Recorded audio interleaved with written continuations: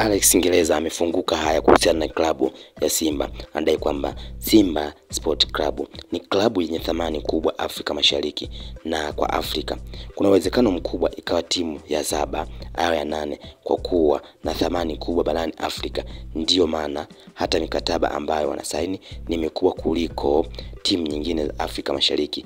Nasikia leo watasaini mkataba mwingine mkubwa kuliko timu nyingine yote Tanzania na Afrika Mashariki kwa ujumla. Aliweza kuzungumza Alex Ngereza wakati akiipa sifa timu ya klabu ya Simba ambayo yenyewe ndio timu pekee ambayo imesalia kwenye michuano ya CAF kwenye upande wa shirikisho, na kudai kwamba ni timu kubwa, inaweza ikawa inashika nafasi ya 7 au ya 8 kuwa na thamani kubwa barani Afrika. Na ndio maana hata mikataba ambayo wanaingia nayo mikataba ambayo ni mikataba ambayo wanasaini mikubwa kuliko timu nyingine zote za Afrika Mashariki, huko kiwandai kwamba kuna uwezekano wakasaini mkataba mwingine siku za hivi karibuni ambao ni mkubwa zaidi kwa kuwa timu hiyo ni kubwa. Ikumbuke kwamba klabu ya Simba ndio klabu pekee ambayo imebakiwa kwenye sasa kwenye mashindano ya CAF, huku zikiwa zimebakia timu 3 tu, timu 3 kwenye ukanda wa kusini mwa jangwa la Sahara, ambapo ikiwemo na Simba yenyewe. Lakini safari hii amekuja kudai kwamba ni klabu yenye thamani kubwa zaidi, ndio maana haingii mikataba midogo